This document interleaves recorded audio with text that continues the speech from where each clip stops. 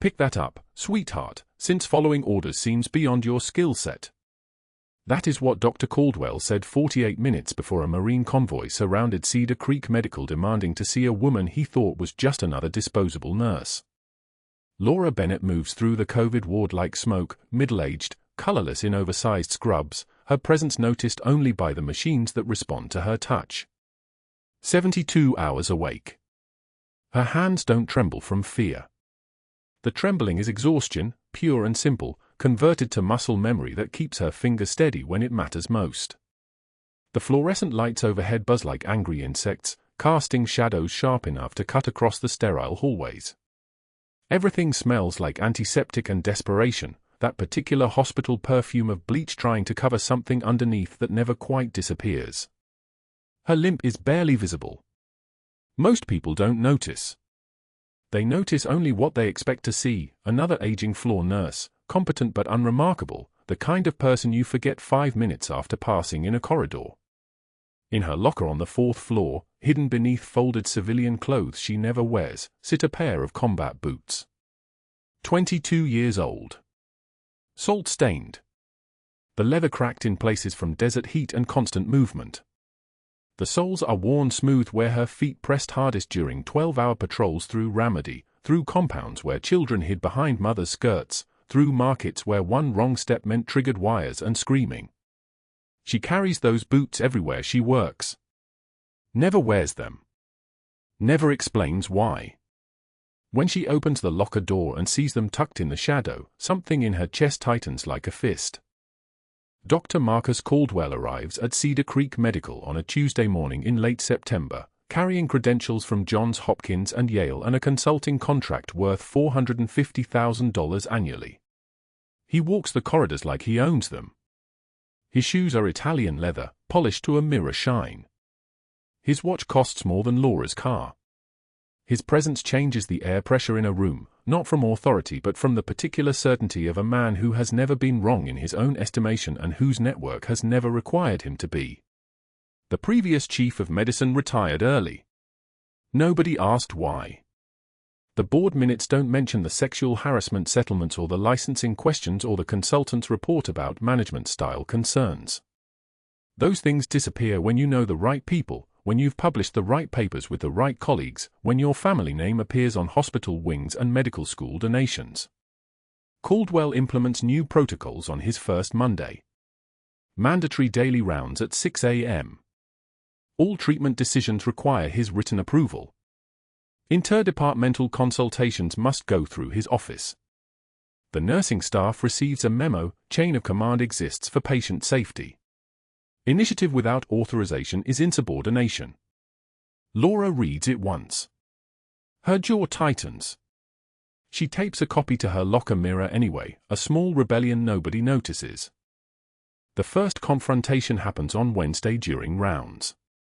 Patient in Bay 7, 62-year-old male, acute respiratory distress, oxygen saturation dropping. The resident, a kid named Torres, maybe 4 months into his rotation, is checking the latest labs when Laura notices the numbers. She's been watching this patient's trajectory since admission. She knows his numbers the way a mother knows her child's fever patterns. Knows that removal from supplemental oxygen for even brief intervals triggers a cascade. She steps toward Caldwell, her voice soft, her posture deferential. "Doctor, I'd suggest we increase the FiO2 before his SAT drops further." Caldwell doesn't look up from the chart. "I didn't ask for input from support staff." The residents shift. Uncomfortable. Torres stares at the floor tile. His baseline SAT is 94. He's trending toward 78. The protocol is clear. We implement treatment by escalation steps, not by intuition. It's not intuition. It's... Are we finished? Laura stops. Her jaw tightens imperceptibly. Her face betrays nothing. She nods once and continues her work as if he said nothing at all. But her hands move faster now, anticipating. Preparing. Caldwell watches her with narrowed eyes, sensing something he can't quite name. She reminds him of something, but he can't identify what. Some quality of absolute stillness before movement. Some coiled thing pretending to be calm. The patient's oxygen saturation hits 68 by evening. Laura is adjusting the ventilator when alarms scream. 3 nurses, 2 residents, and Caldwell converge. The resident reaches for the manual ventilation bag. Laura's hand moves first, not aggressive, just present. "Let me," she says, and her voice drops half an octave, and something in the room shifts. Something in everyone's spine straightens. Her hands move on muscle memory older than this hospital, older than her nursing license. The bag in her grip becomes an extension of her forearm. Squeeze. Release. Squeeze. Each movement precise as a metronome. Oxygen climbing. 72. 81. 87. The patient's color returns from gray-blue to something closer to human. Caldwell watches from the corner. His hands are clenched at his sides. "Your protocol was killing him," Laura says quietly, not looking at Caldwell, her attention entirely on her patient's pupils, his chest rise, the monitor reading. "Sat is stabilizing. He needs intubation. I'm calling anesthesia." She moves past Caldwell to make the call. She doesn't wait for permission. She doesn't ask. She states a fact and acts on it, and in that moment Caldwell understands with absolute clarity that she is not a floor nurse intimidated by his authority. She is something else entirely. Something that makes the hair on his forearms stand on end. The next morning, Caldwell stands in the nurse's station, packed, at least 20 staff present, the shift change briefing in full volume.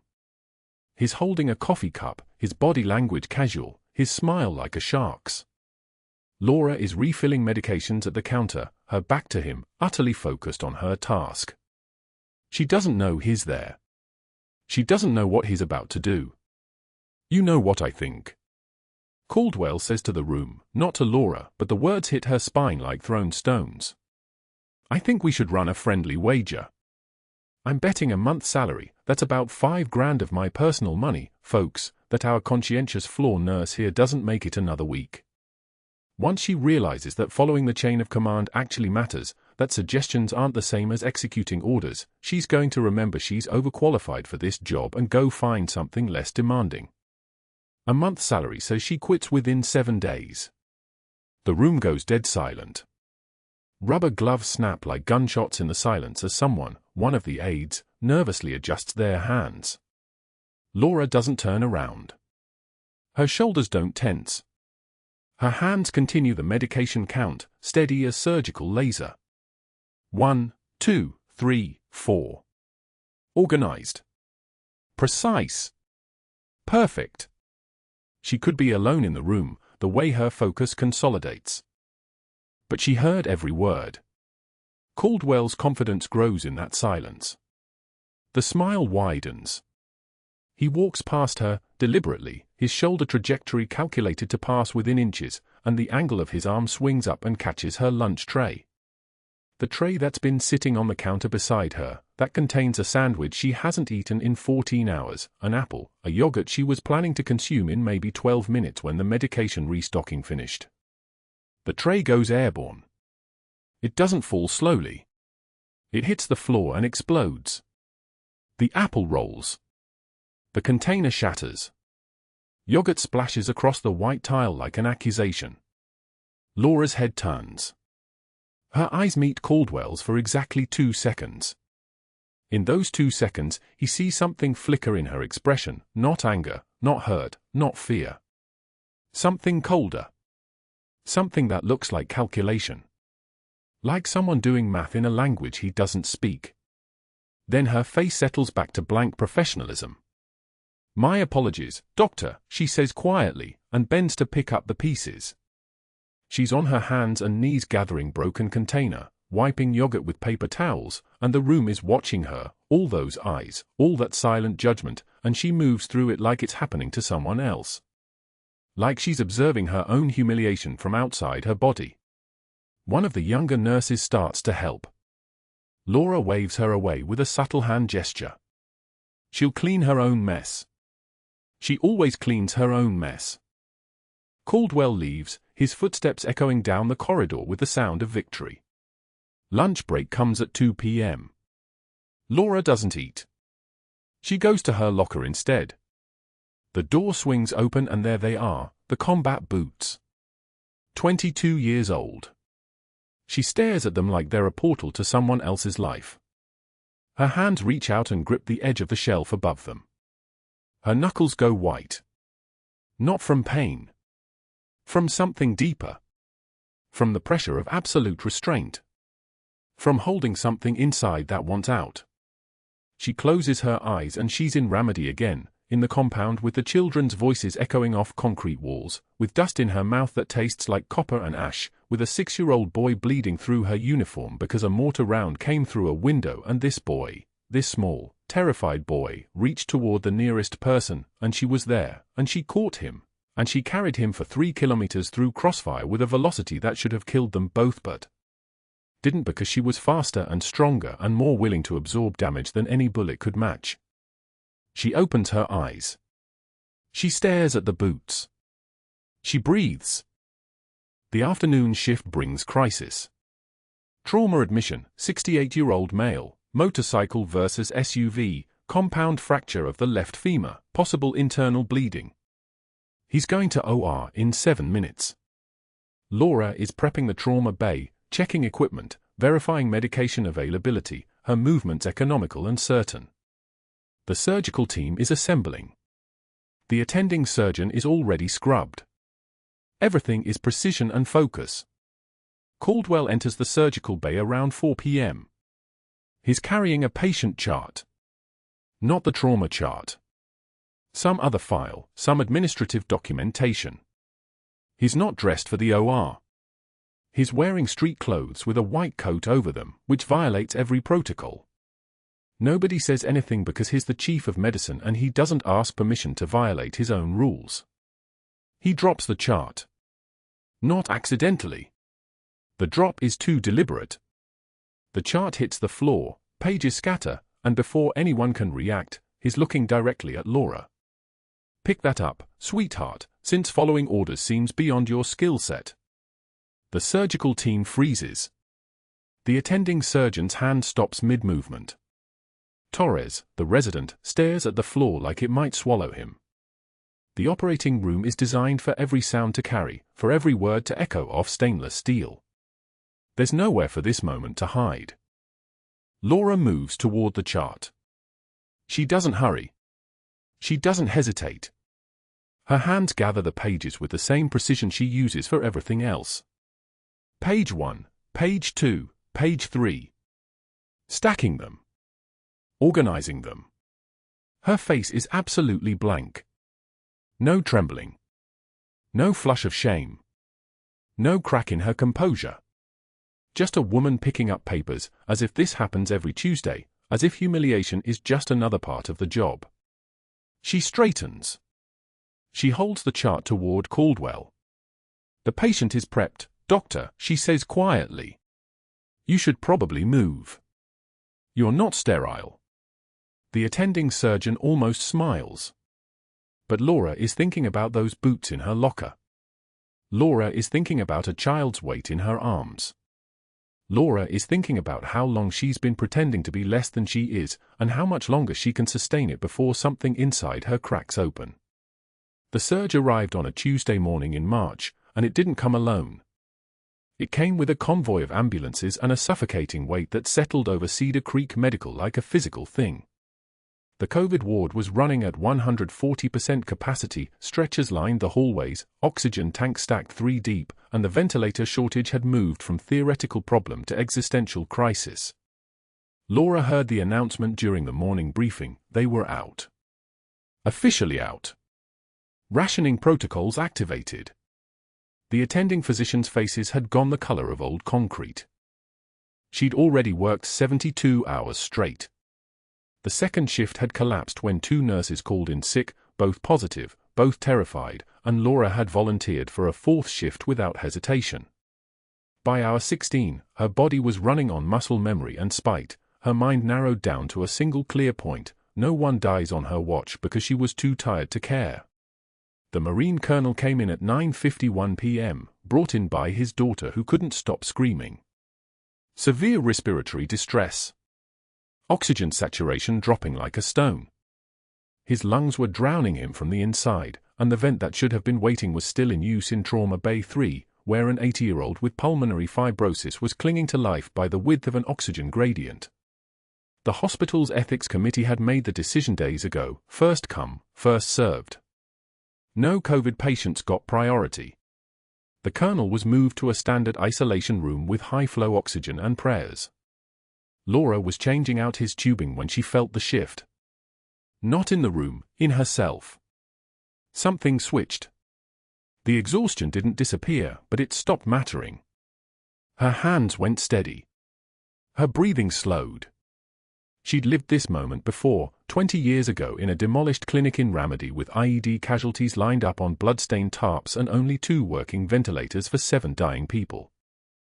The resident was Dr. Hassan, 4th year, and his eyes had that particular glassiness that meant he was officially past his breaking point. He was staring at the monitor when the colonel's status tanked.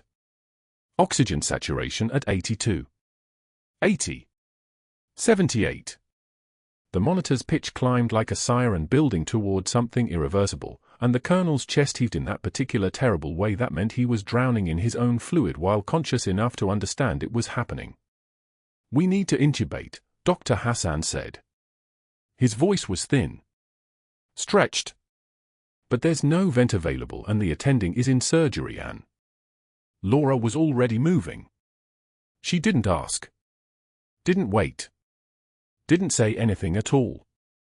She grabbed the crash cart with a precision that came from muscle memory buried so deep it didn't require thought, and her hands assembled a 14-gauge angiocath needle with the fluid certainty of someone who'd done it in darkness, in sandstorms, while bullets were still coming. "What are you doing?" Dr. Hassan's voice had cracked. "We don't have authority to." "He's got tension pneumothorax." Laura's voice was flat. "Certain." Not a question. Not a request. A statement of fact from someone who'd read the clinical picture the way other people read newspapers. "Listen. Right side. Air, not fluid." She didn't wait for permission. Didn't check the chain of command. Muscle memory took over. She prepped the chest at the second intercostal space, mid-clavicular line, the precise anatomical landmark that meant the difference between saving a life and creating a new injury. The needle went in smooth and fast, and the hiss of air escaping was like a sigh of relief from the patient's own body. The oxygen saturation climbed immediately. 85. 90. 94. The colonel's breathing eased. His eyes, which had been going wide with the particular panic of someone drowning while conscious, began to focus again. Dr. Hassan was staring at her like she'd just performed a miracle with her bare hands. In a way, she had. "Get me a chest tube tray," Laura said. 18 French. "And someone call Dr. Caldwell and tell him." She stopped. She knew exactly what would happen when she told him. She turned back to the monitor. The patient's sinus rhythm was holding steady. Oxygen climbing toward normal. Tell him she countermanded his treatment protocol again. She was right. Caldwell arrived 17 minutes later, his face already flushed crimson before he'd even entered the room. He took in the scene, the chest tube in place, the patient stabilizing, the monitor showing vitals that had been impossible 30 minutes ago, and something dangerous flickered behind his eyes. "My office tomorrow morning," he said quietly. Each word was a blade.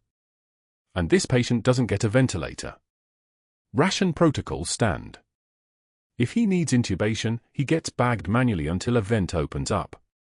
Is that understood?" Laura continued adjusting the oxygen flow without looking at him. "Understood, sir." He left. But the damage was already done, the other staff members had heard. The young nurses exchanged glances. The story would spread through the hospital by midnight. Laura had done it again. Laura had stepped out of line. Laura had saved a life that Dr. Caldwell had apparently decided wasn't worth saving. But the patient was alive. That was the only mathematics that mattered. The ventilator situation didn't resolve itself. It got worse. By 2:51 a.m., the machine in Trauma Bay 3 was running through its cycle, and the patient inside had coded twice in 3 hours. The prognosis was deteriorating. Rationing protocols meant the Marine colonel would have to wait. Might have to wait until there was nothing left to save. That's when Laura made the decision that would change everything, though she didn't know it yet. She volunteered to manually bag him. 6 hours. Continuous positive pressure ventilation using an ambu bag, just her hands, her timing, her rhythm. One squeeze every 4 seconds. In. Out. In. Out. No break. No relief. Just the mechanical repetition of keeping someone alive through sheer force of will and upper body strength. A young nurse named Sophie brought her water at midnight. "You should sit down. You're running on fumes." "I'm running on something," Laura said. She didn't look away from the patient. Didn't stop the rhythm. In. Out. Not sure what it is yet. By hour 3, her shoulders were screaming. The muscles along her back were locked into a state that existed somewhere between pain and information. She'd learned long ago that pain was just data telling you what your body was capable of enduring. She was capable of enduring this. She was capable of many things that made people uncomfortable just thinking about them. By hour 4, her arms had moved past shaking into a weird clarity where the trembling became white noise and the rhythm became the only thing that mattered. The patient's oxygen saturation held steady because her hands held steady. Simple equation. No sentiment. No drama. Just the clinical reality that a human being's life was literally dependent on her next breath and the next breath after that, and she would do this until her heart stopped or the ventilator opened up or the patient's lungs gave up. Whichever came first. The ventilator opened up at 5:02 a.m. New admission had been extubated successfully from ICU.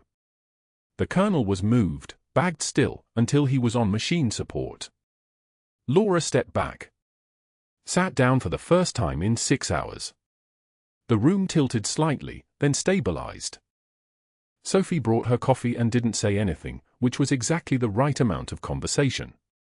The night shift was ending when something shifted.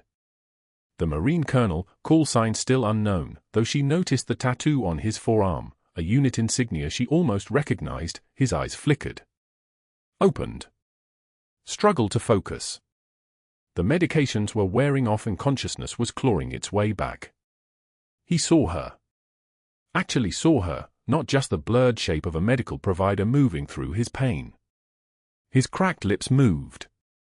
His eyes were locked on her face like she'd materialized through the wall. He was trying to say something.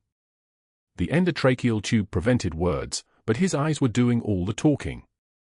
His eyes were saying, "I know you. I know this face. I've seen you before."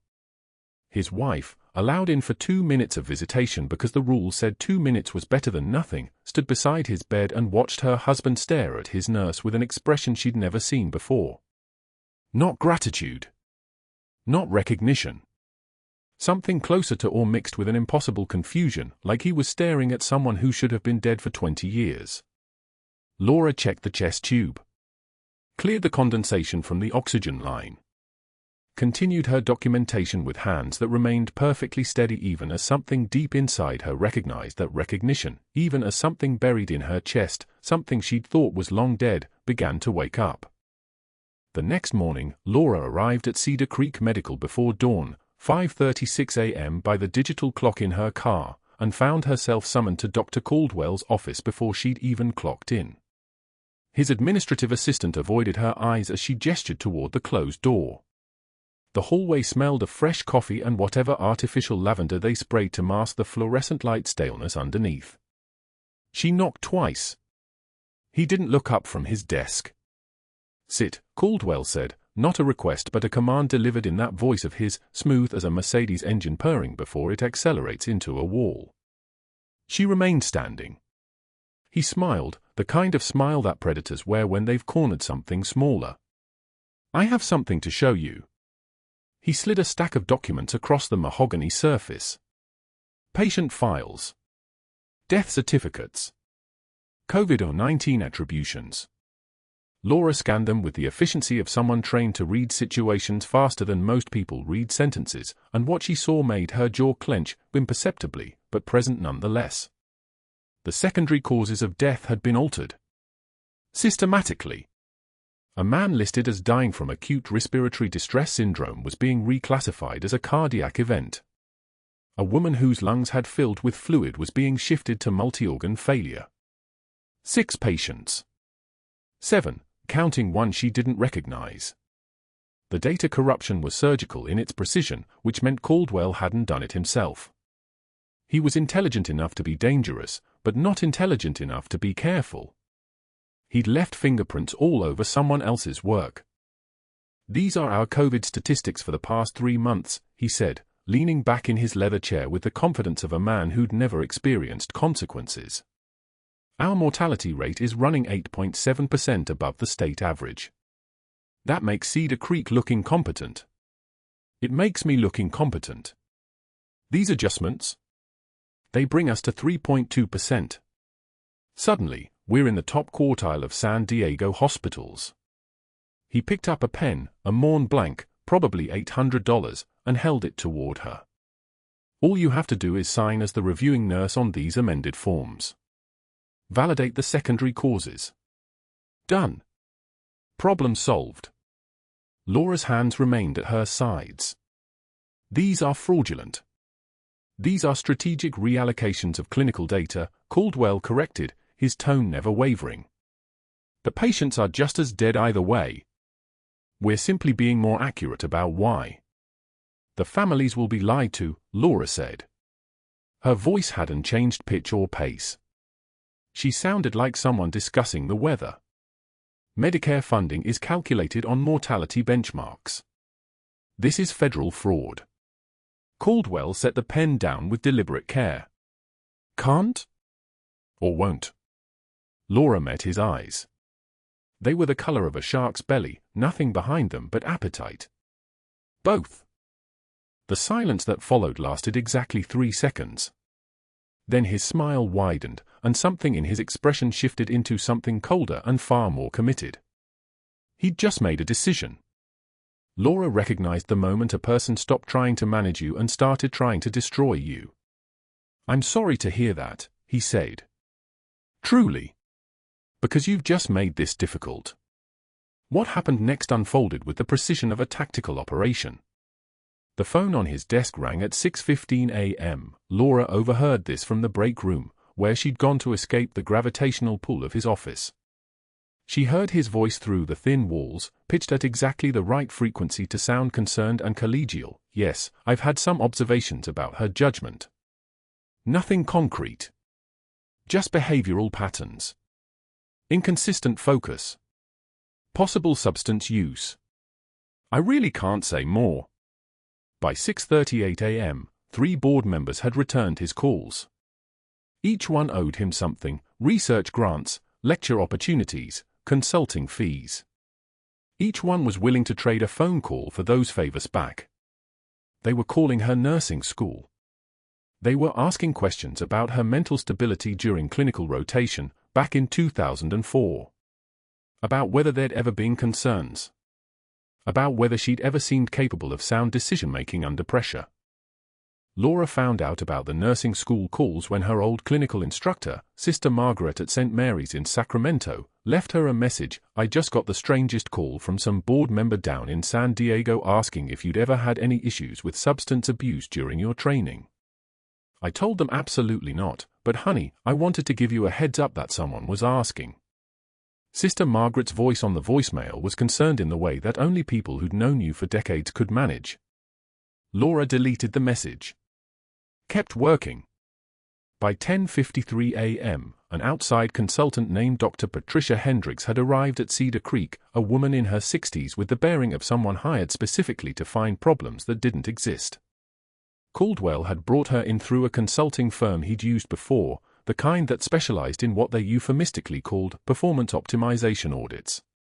She was already in records, pulling 6 months of Laura's patient files with a methodical thoroughness that suggested she'd been given very specific instructions about what to find. "We're just doing a routine quality assurance review," Caldwell explained to Laura when they passed in the hallway near the ICU. His tone was sympathetic, the voice of a mentor concerned about a colleague's future. "Standard protocol when there are questions about clinical judgment. Nothing to worry about. You've got nothing to hide, right?" The way he phrased it made the threat invisible to anyone who wasn't listening for it. "Don't worry. Nothing to hide. Right?"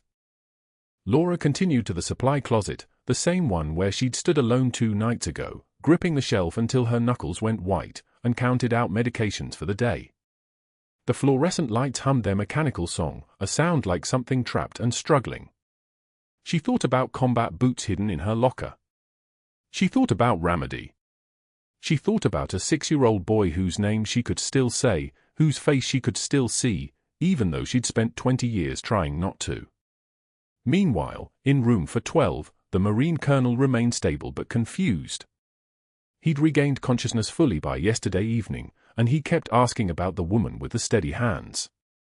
The night nurse had finally shown him Laura during morning rounds, pointing her out as she worked at the medication station. He'd gone completely still, watching her move through the ward with a kind of focus that made other nurses uncomfortable, the focus of recognition. His wife had asked him later what he was thinking about, and he'd said one word: Chief. Just that. Just a name that belonged to someone he'd known in a different lifetime, in a desert where the heat made mirages out of memory. Laura avoided his room.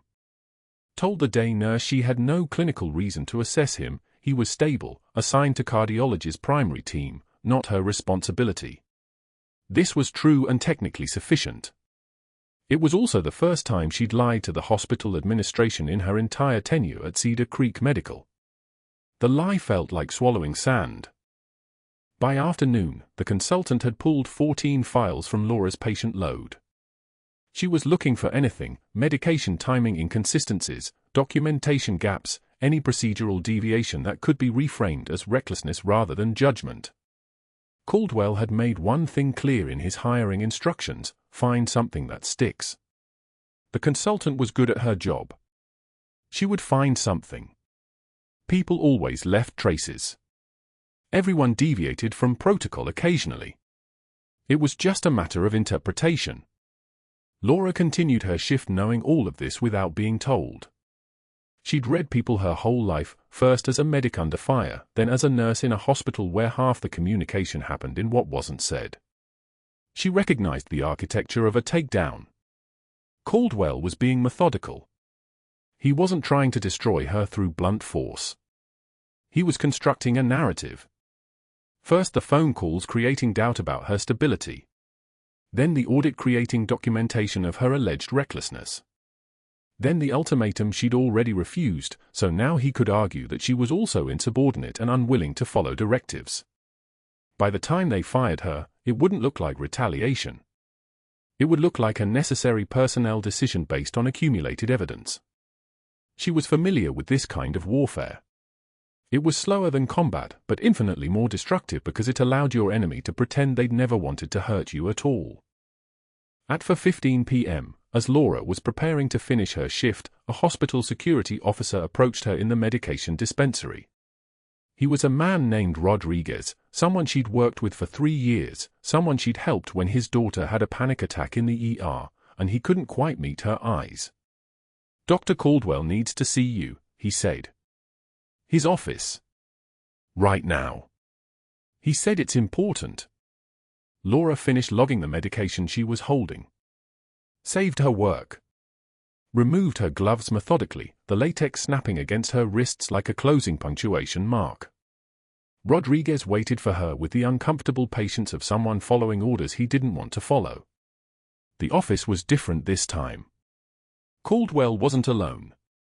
Patricia Hendricks, the consultant, sat in the chair across from his desk.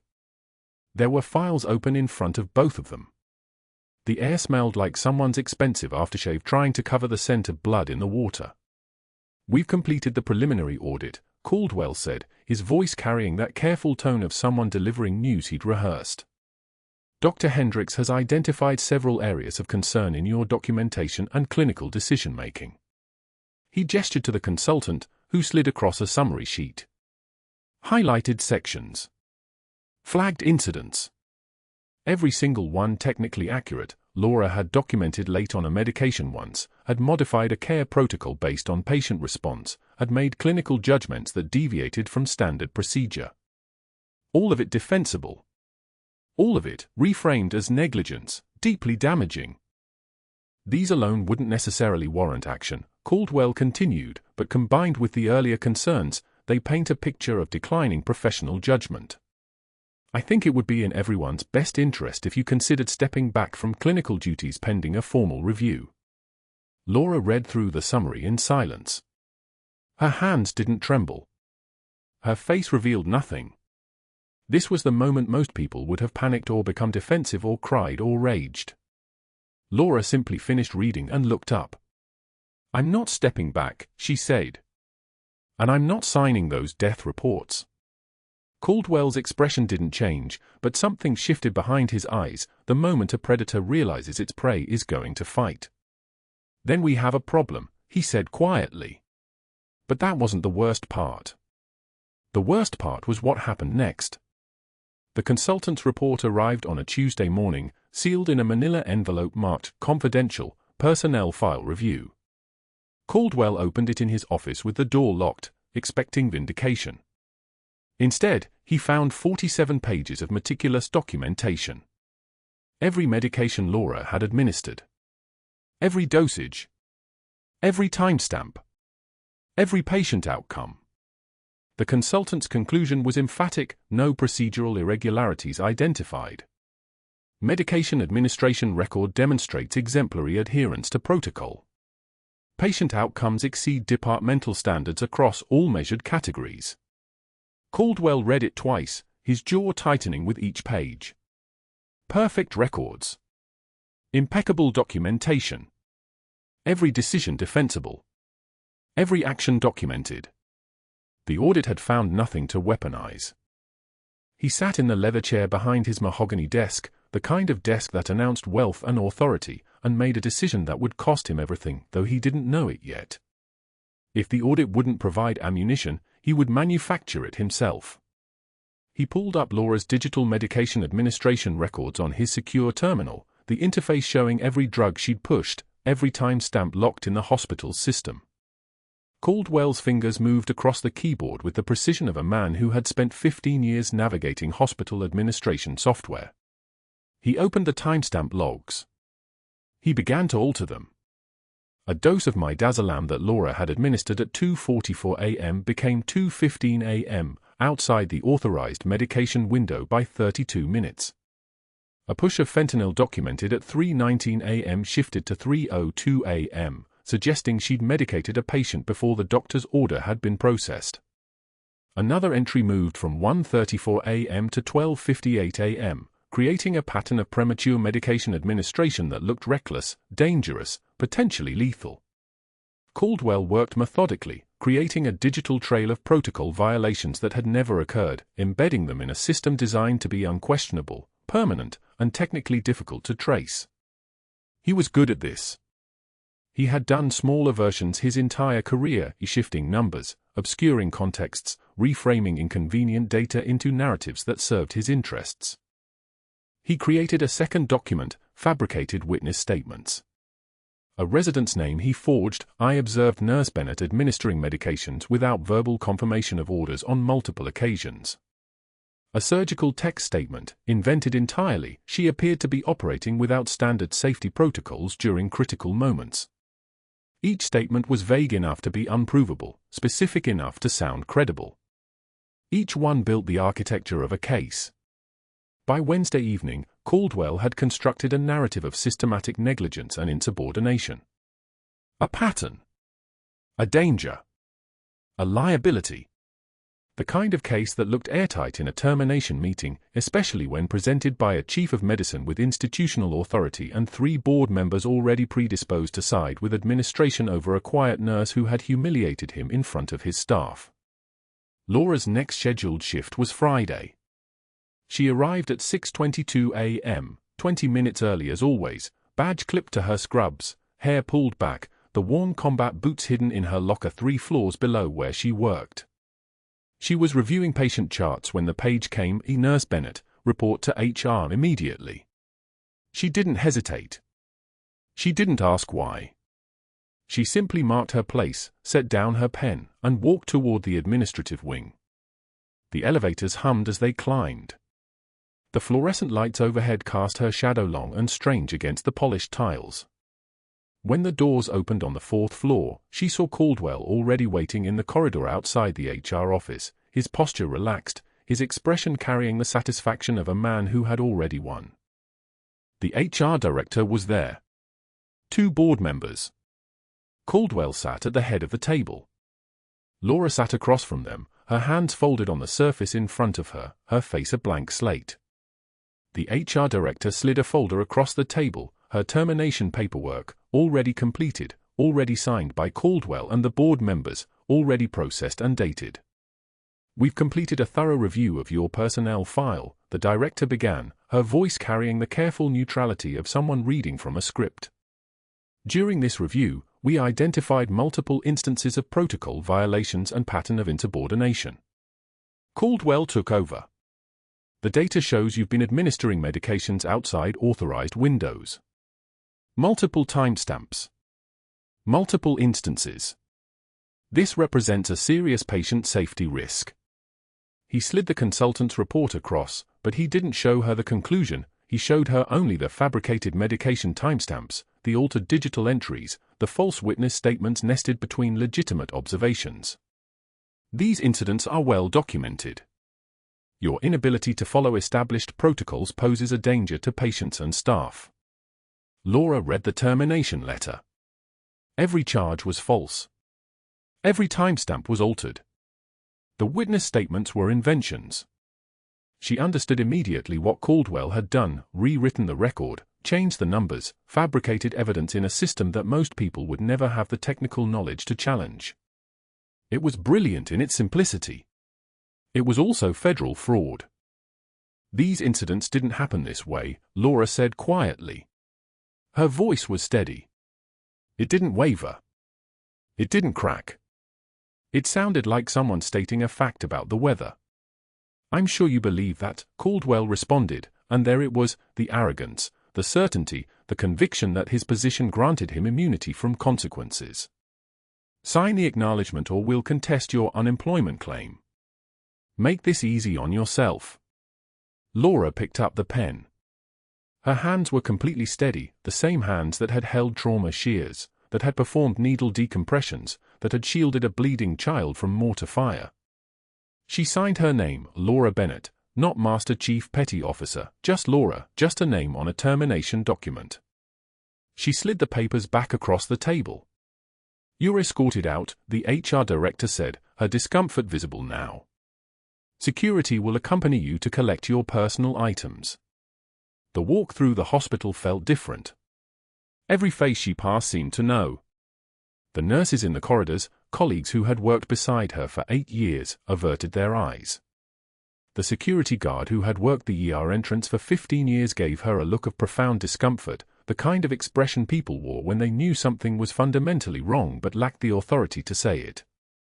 Her locker was in the basement, in the staff break room that smelled like burnt coffee and the particular staleness of a space where tired people took 15-minute breaks. She opened it. Inside was her spare stethoscope, a stack of paperwork from nursing school, and at the bottom, partially hidden beneath a towel, the pair of worn combat boots. She held them for a long moment, looking at the scuffed leather, the frayed laces, the marks where sand from Ramadi had embedded itself into the sole and never quite come out. 20 years. She had carried these boots out of a war zone with a bleeding child in her arms, and she had hidden them in a hospital locker while she worked as just a nurse, just mouse, just another person pushing meds and taking vital signs while the man who had ordered her to disappear lived his small life managing spreadsheets. The security guard, a sympathetic man named Rodriguez, walked her through the service corridors to avoid the main hospital traffic. "I don't know what happened, but I'm sorry," he said quietly. Laura didn't respond. There was nothing to say. That evening, after her escort had left and she had used her side entrance access key one final time, Laura stood alone in the hospital laundry room. The space was quiet, industrial, filled with the hum of industrial washers and the smell of industrial detergent. She had folded scrubs 1,000 times in this room during breaks, during quiet moments between crises. She stood now with the stack of her assigned scrubs, the ones too big for her frame, the ones Caldwell had watched her move in like a shadow, and began to fold them with military precision. Fold. Crease sharp as a knife edge. Fold again. Her movements were exact, mechanical, the kind of precision that comes from muscle memory and discipline. She folded as she had folded field uniforms, as she had folded a flag at a military funeral, as she had folded everything in her life that mattered when she was ordered to make it disappear. Each scrub became a rectangle. Each rectangle became a stack. The stack became perfect. Her eyes began to blur. Not from tears, she wouldn't allow tears, not here, not now, not in this place where Caldwell had tried to break her and failed, but from something deeper, something that came from 20 years of carrying weight alone, of living in the shadows, of being told by the government she served that she had never existed. She blinked 3 times, sharp and precise, and the moisture cleared. Her breathing steadied. She placed the folded scrubs on the return shelf. She removed her hospital badge, the one that said Laura Bennett, RN, with no rank, no history, no acknowledgement of what lay beneath, and set it on top of the stack. Then she turned and walked out of the laundry room in her civilian clothes, out through the service entrance, out into the San Diego evening where the air was cooling and the light was beginning to fade. She drove home in silence, her hands at 10 and 2 on the steering wheel, her eyes on the road. The combat boot sat on the passenger seat beside her. She didn't play music. She didn't call anyone. She had learned decades ago that some things happened in silence because they had to. Her apartment was small, sparse, the kind of place that looked like it could be evacuated in 20 minutes. She sat in the dark, didn't turn on lights, didn't need them, and held the combat boots in her lap, remembering Ramadi, the weight of the child, the blood warm on her hands, the bullets striking stone, the mortar fire that kept coming, the hospital where they patched her up, the tribunal where they told her the operation never happened, the orders to disappear into civilian life forever. Master Chief Petty Officer Laura Bennett was dead. Laura Bennett the nurse would live instead, quietly, efficiently, helping people while the world forgot she had ever been anyone else. She didn't cry. She didn't sleep. She sat in the dark and held those boots and understood that somewhere in a hospital that had tried to erase her with fabricated timestamps and false witness statements, a man named Caldwell was sleeping peacefully, convinced he had won. He had no idea what was about to arrive. 24 hours after security escorted Laura from Cedar Creek Medical, the dawn came gray and cold over San Diego. She hadn't slept. The combat boot sat on her coffee table like artifacts from a tomb, cracked leather, sand still embedded in the laces from a desert she'd promised herself she'd never speak about again. Her apartment was silent except for the hum of the refrigerator and the occasional car passing on the street below. She'd called her sister once. Hung up before it rang through. What could she say? That a man in a pressed suit had decided her 20 years of service meant nothing? That a hospital she'd bled for had chosen paperwork over people? That somewhere in those filing cabinets, her entire military record was still locked away under classified seals, her name officially dead, her medals gathering dust in a storage facility nobody would ever open. She was making coffee when the sound came, not a car, but the unmistakable rhythm of multiple heavy vehicles, their engines moving in perfect synchronization. Laura set the mug down with precision. Her hands didn't shake. Training. Discipline. The kind of calm that only comes from having already survived the worst. She moved to the window and looked down at the street. 3 Humvs. 2 escort vehicles. A command transport with markings she recognized instantly. Behind them, a sedan with federal plates. Marines were already dismounting, their movements coordinated, their posture unmistakable, weapons secure, hands visible, protocols engaged. This wasn't a social call. This was a military operation, and her small apartment building on Maple Street had just become a staging area. The knock on her door came exactly 90 seconds later. 2 sharp raps. Not a request. It was the sound of authority that didn't need to raise its voice. Laura opened the door and found 6 Marines in dress uniform standing in her hallway, their bearing military precise, their eyes forward. The senior enlisted man, Master Sergeant with 3 hash marks, spoke first. Master Chief Petty Officer Bennett. You're cleared for immediate transport. Laura didn't move. The title hit her like a physical thing. Nobody had called her that in 20 years. Nobody was supposed to know that name. I'm not sure what. Respectfully, this isn't optional. Not rude. Not threatening. Just fact. We need you dressed in service dress blues if you have them. ETA to Cedar Creek Medical is 22 minutes. The drive to the hospital took them through downtown San Diego, and Laura sat in the back of the Humvee with the Master Sergeant while 2 junior Marines rode in the vehicle ahead. Traffic parted like water when they saw the convoy. Military vehicles moved with a gravity civilians instinctively respected. She still hadn't asked questions. Asking implied doubt. Instead, she watched the city slide past the window and felt something ancient and precise activate in her chest, the same readiness that had kept her alive in Ramadi, the same focus that had let her work 72-hour shifts without breaking. Whatever this was, she would be ready for it. Cedar Creek Medical's entrance looked like a presidential motorcade had arrived. The Marines had cordoned off the circular drive, their presence creating a perimeter that no civilian could mistake. News vans were already positioning cameras. Staff had gathered at the windows. Tom, the elderly security guard who'd worked the loading dock entrance for 15 years, stood at his post with his back straight and his face pale. When he saw the convoy, he picked up the radio with a hand that trembled slightly. His voice carried through every speaker in the hospital. Master Chief Petty Officer on deck. The hallway effect was instantaneous. Doors opened. People stopped mid-stride. Conversations died. The announcement wasn't a normal page, it was military protocol, the kind of radio call you didn't hear in civilian hospitals, the kind that meant something had fundamentally shifted in the building's hierarchy. Heads turned. Eyes widened. A resident froze with a chart halfway to her chest. Laura walked through the corridors flanked by Marines, and the parting of the crowd wasn't voluntary, it was the unconscious response of people recognizing authority they couldn't quantify but could absolutely feel. The young nurse who'd wanted to help her clean up the spilled soup stood with her mouth slightly open. The residents who'd laughed at the mousy one's deflected insults now stared at the floor.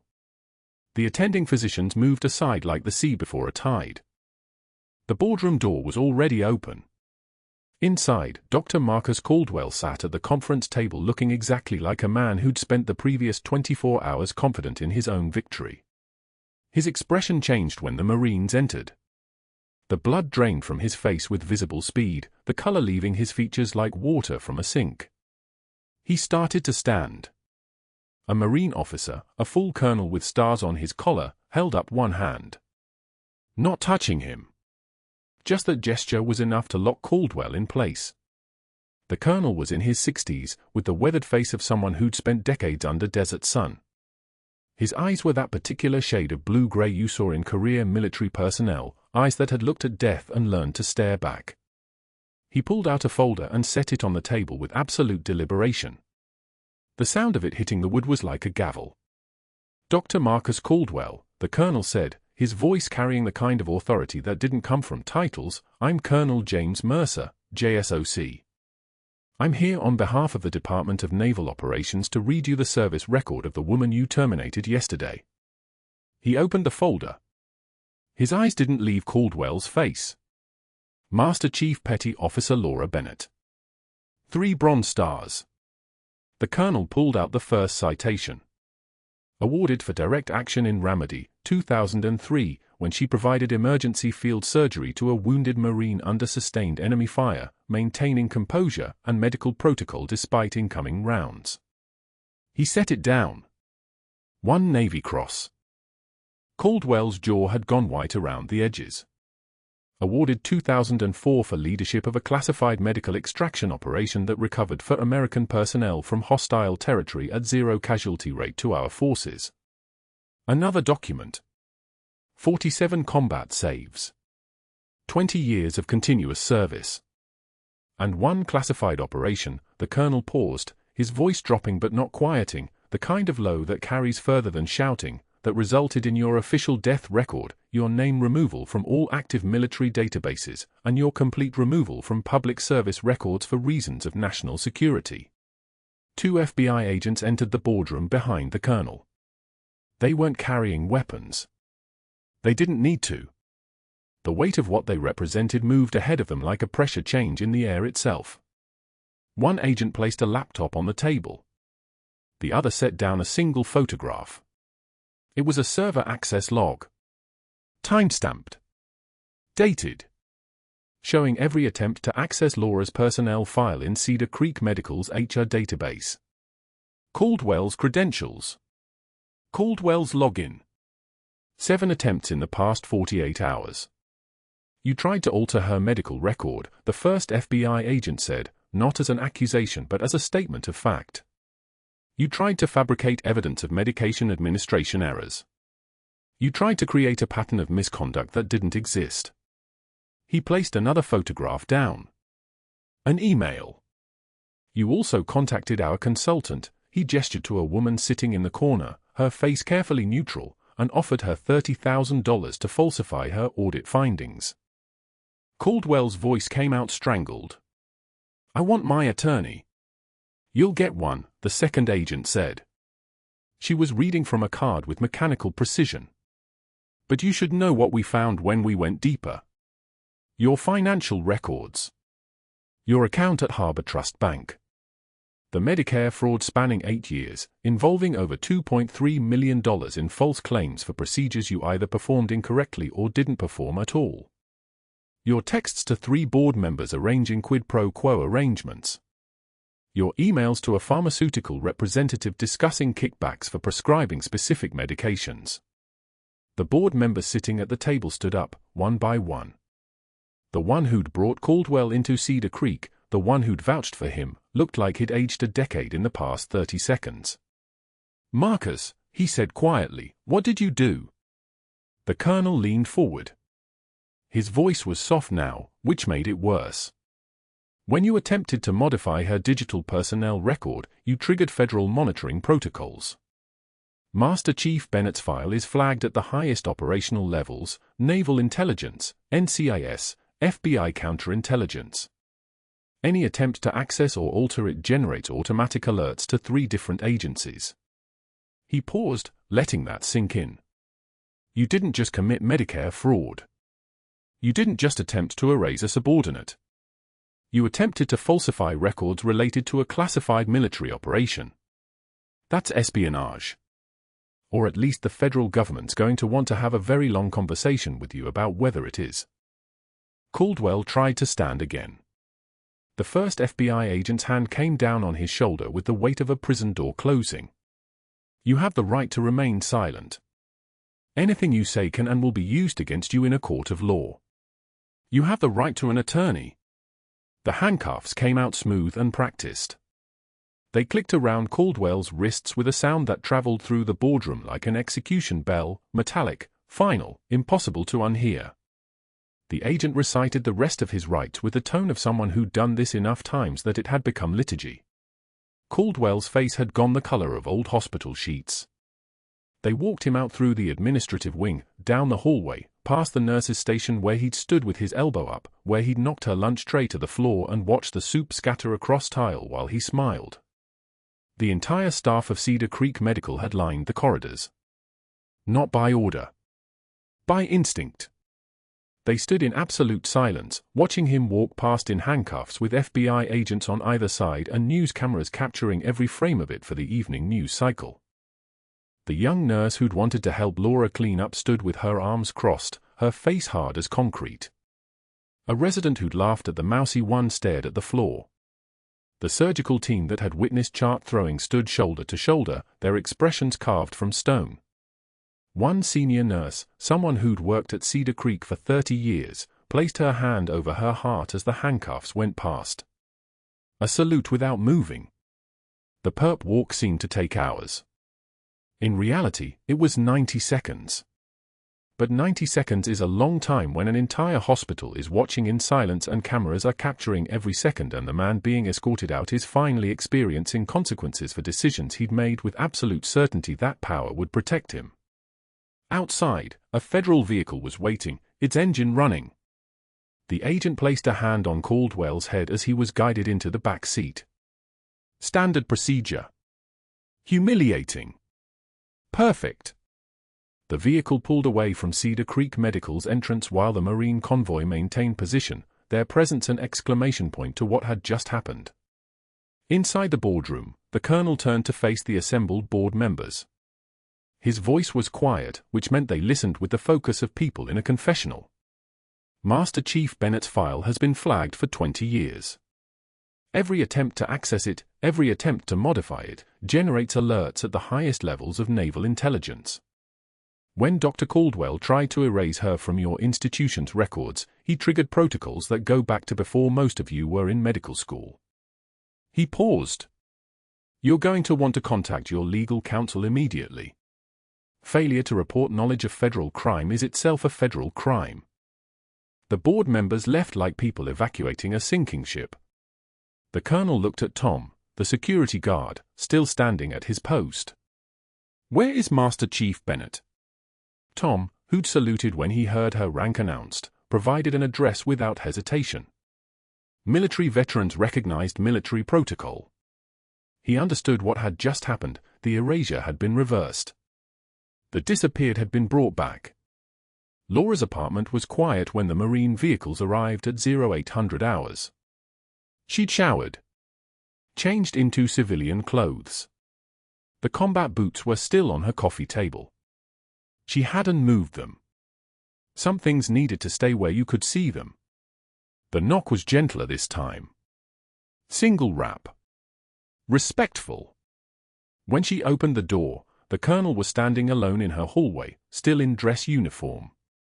They looked at each other for a moment without speaking, and something passed between them, recognition of the space between the world that knew her name and the world that had spent 20 years pretending she didn't exist. May I come in, Chief? He asked. Inside her apartment, he sat on her couch like a man who understood the weight of what he was about to say. His eyes found the combat boots immediately. They're never going back in hiding, he said quietly. It wasn't a question. No, Laura said. They're not. He pulled out a document. His voice was calm as he delivered the news, the plea deal, 5 years federal prison minimum, full restitution, complete cooperation, or Caldwell's attorneys would bury the case for the next decade. The medical license revocation. The job already lined up for after release, teaching CPR at a community college for minimum wage. The kind of fall that starts at the top of the ladder and never stops. The kind of consequence that has time to hurt all the way down. The board wants you back, the colonel continued. Full reinstatement. Back pay. Public apology. They're offering head nurse. Laura was quiet for a long moment. She was looking at the combat boots. She was thinking about 20 years of being erased. 20 years of carrying a secret that had made her less than who she actually was. No, she said finally. I'm done hiding. The colonel nodded slowly. He'd expected that. Then come work for us. We need combat medics training the next generation. We need instructors who've actually been there. We need someone who knows what it costs. He produced another document. Reinstatement to active reserve status. Special assignment to Naval Special Warfare Training Command. Effective immediately. Master Chief Petty Officer Laura Bennett, United States Navy. The name that had been erased was being written back in, officially, permanently, with the weight of federal authority behind every letter. The final scene showed Laura walking out of Cedar Creek Medical one last time, flanked by 4 Marines in dress uniforms, wearing her service dress blues for the first time in 20 years.